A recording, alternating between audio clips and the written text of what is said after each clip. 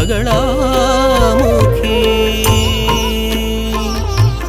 मंगलरूपिणी बगलामुखी मंगलकारिणी बगलामुखी मंगलदायिनी बगलामुखी मंगलम मंगलम बगलामुखी। जय जगन्माता देवी बगलामुखी। ओम ह्रीं बगलामुखी वरदे सर्वसौभाग्यप्रदायिनी समस्त भक्तानां सर्वाभीष्टं साधय साधय హ్రీం ఓం స్వాహ। మనకు పునర్జన్మ అనేది ఉంది అన్న విషయాన్ని వేదశాస్త్రాలు చెప్తున్నాయి. అంటే ఈ జన్మలో మనం చేసినటువంటి పాప పుణ్యాలను బేస్ చేసుకుని మరణానంతరం స్వర్గప్రాప్తి నరకప్రాప్తి ఉంటుంది. అంటే పుణ్యం చేసిన ఆత్మయి ఉంటే ఆ ఆత్మకి మరణానంతరం స్వర్గప్రాప్తి ఉంటుంది. పాపం చేసినటువంటి ఆత్మకు పాపం చేసిన ఆత్మ అంటే ఆ మనిషి మరణించిన తరువాత నరక ప్రాప్తి కలుగుతుంది. కానీ స్వర్గానికి చేరిన ఆత్మలు కొంతకాలం వరకే అక్కడ ఉండటం జరుగుతుంది. అటు తరువాత ఆ ఆత్మలు మళ్లీ ఈ భూమి మీదకి పునర్జన్మ నొందుతాయి. భూమి మీద సుఖభోగాలు అనుభవించి సంతోషంగా బ్రతికిన చాలామంది మనకు తెలుసు కదా.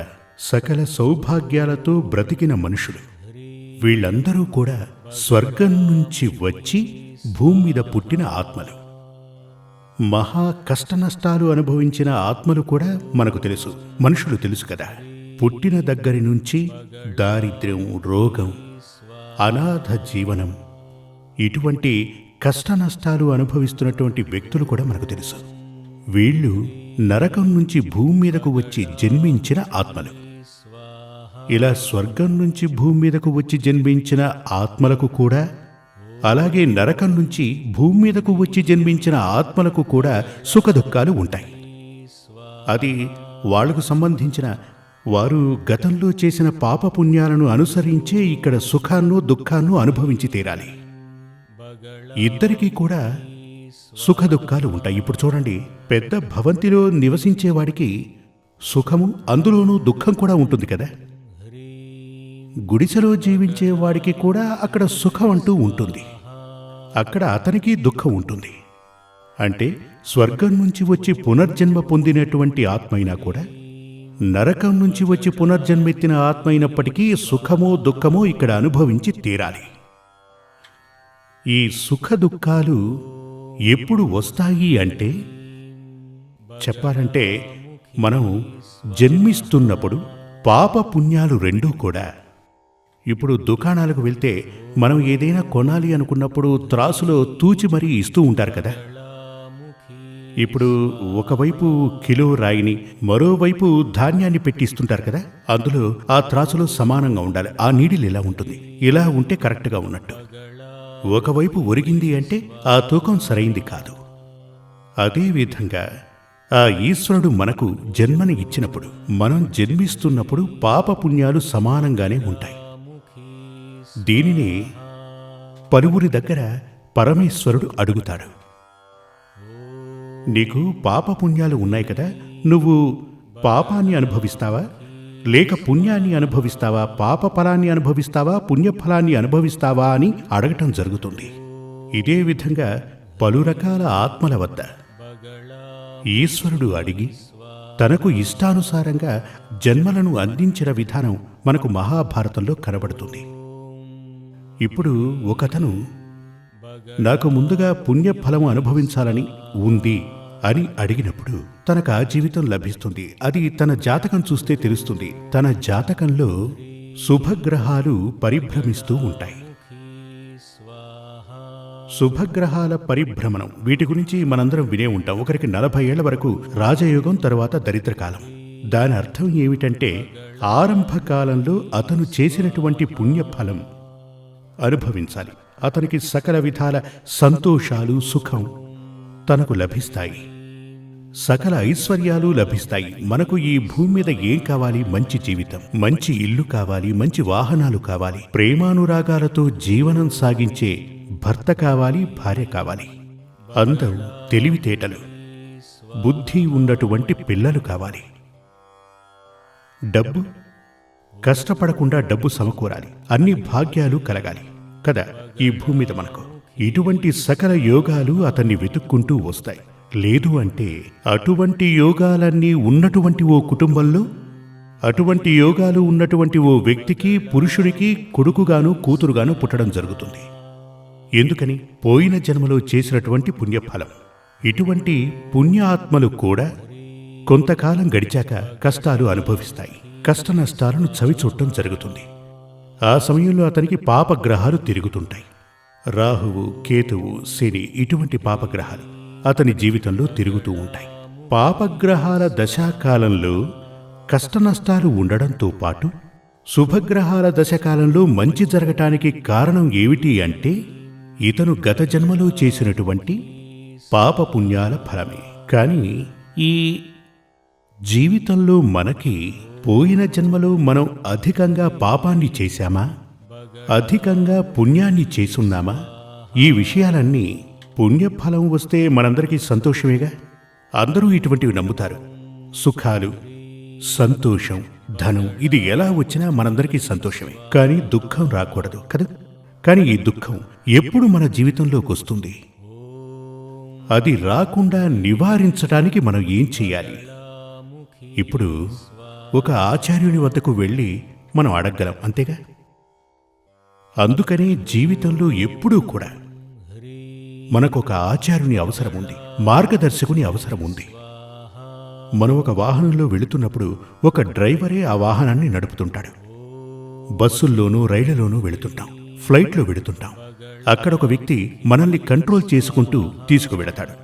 అతను ధర్మబద్ధుడు అయ్యుండకపోతే మన పరిస్థితి ఏంటి?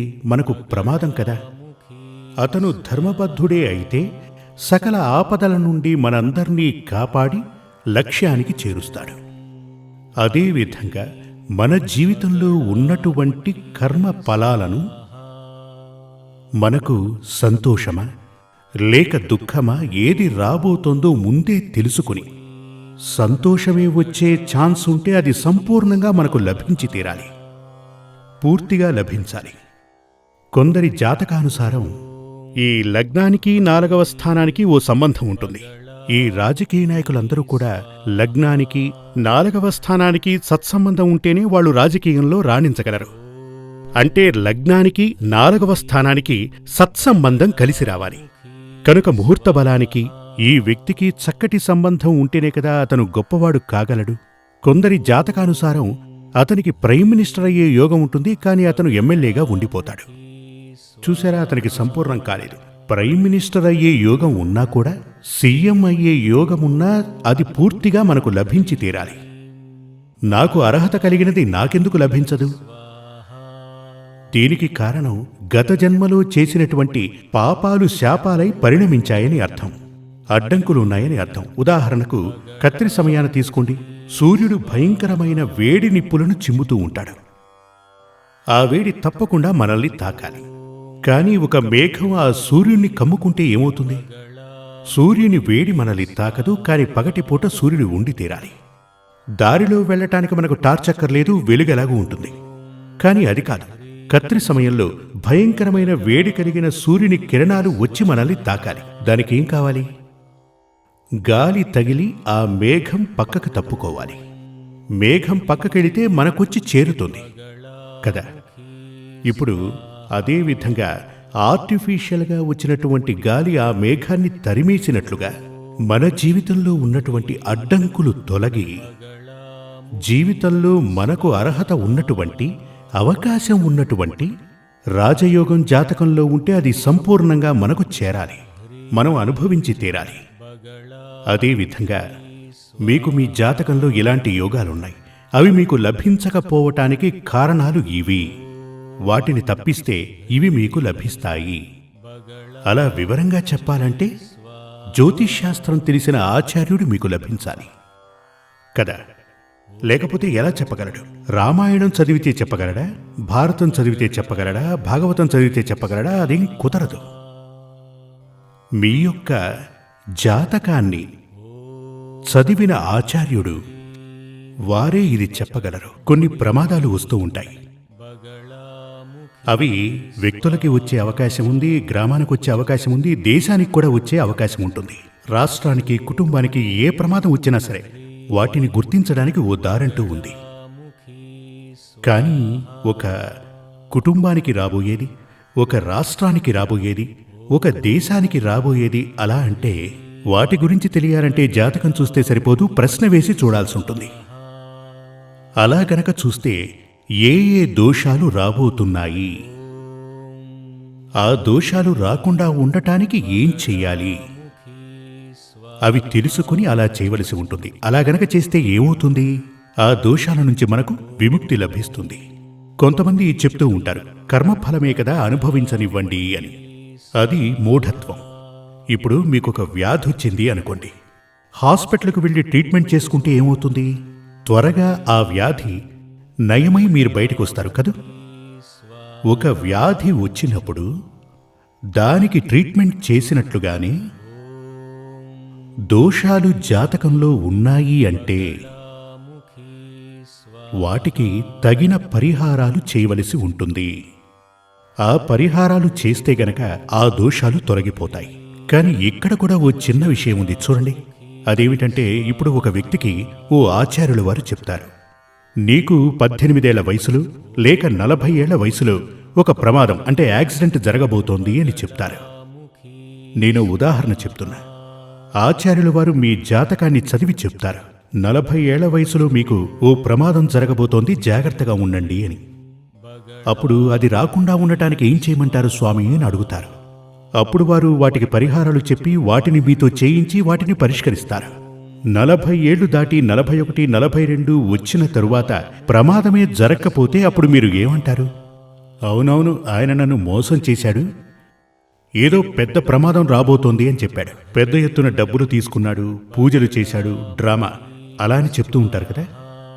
ఒకవేళ అదే సమయంలో అంటే ప్రమాదం ఉందని ఆ ఆచార్యుడు మీకు చెప్పిన సమయానికి ఒక సైకిలు, ఒక 2 వీలరు వచ్చి మిమ్మల్ని గనక గుద్దుకొని చిన్నపాటి ఏదైనా గాయమై బ్లడ్ అంతా పోయిందనుకోండి, మెడికల్ షాప్కు వెళ్ళి ఓ టించర్ రాసుకుంటే అది పోతుంది. అవునవును, అప్పుడు స్వామివారు చెప్పారు, అలాగే జరిగింది అంటారు. అమ్మయ్య, దేవుడి దయ, పరిహారం చేసుకోవటం వల్ల తప్పించుకున్నామంటారు అంటారు కదా. అప్పుడు ఆ పూజకి కూడా ఓ విలువ ఉంటుంది, అలాగే ఆ ప్రవచనానికి కూడా విలువ ఉంటుంది కదా. ఇదే విధంగా పరిహారం చేయటం వల్ల ఏమవుతుందంటే, పెద్ద వర్షం వస్తోందనుకోండి, ఆ వర్షంలో మీకు తడవకుండా వెళ్ళటానికి ఓ గొడుగు అవసరమవుతుందిగా. పెద్ద వర్షం, ఆ వర్షంలో ఓ గొడుగు పట్టుకుని నడిస్తే మీ శరీరం తడవదు, పొడిగా ఉంటుంది కదా. అదేవిధంగా పరిహారం చేసినప్పుడు పెను ప్రమాదాలు రాకుండా మనల్ని మనం రక్షించుకోగలము. రోగాలు వచ్చినప్పుడు చికిత్స చేసినట్టుగాని దోషాలు ఉన్నాయి అని తెలిసినప్పుడు వాటికి పరిహారం చేస్తే, అంటే ఇవి 2 విధాలుగా ఉంటాయి. ఒకటి దోషం రాకుండా చేసే పరిహారం, మరొకటి దోషాలు వచ్చిన తరువాత వాటి నుంచి బయటపడటానికి చేసేటువంటి పరిహారం. వ్యాధి రాకముందు టీకాలవి వేస్తారు కదా, ఇక వ్యాధి వచ్చిన తరువాత చికిత్స వేరేలా ఉంటుంది. అదేవిధంగా దోషాలు రాకుండా ఉండటానికి పరిహారాలున్నాయి, దోషం వచ్చిన తరువాత దాని ఉపశమనానికి పరిహారాలున్నాయి. మనిషి అనే వాక్కుకి అర్థం మననం చేసేటువంటి వాడు, అంటే చింతించే హృదయాన్ని కలవాడని అర్థం. మనుషులుగా ఉన్నటువంటి మనం ఇదంతా కూడా మన కర్మఫలం అనుకుని చింతించకుండా ఉండటానికి భగవంతుడు మన జీవితానికి ఓ స్క్రిప్ట్ ఇచ్చాడు.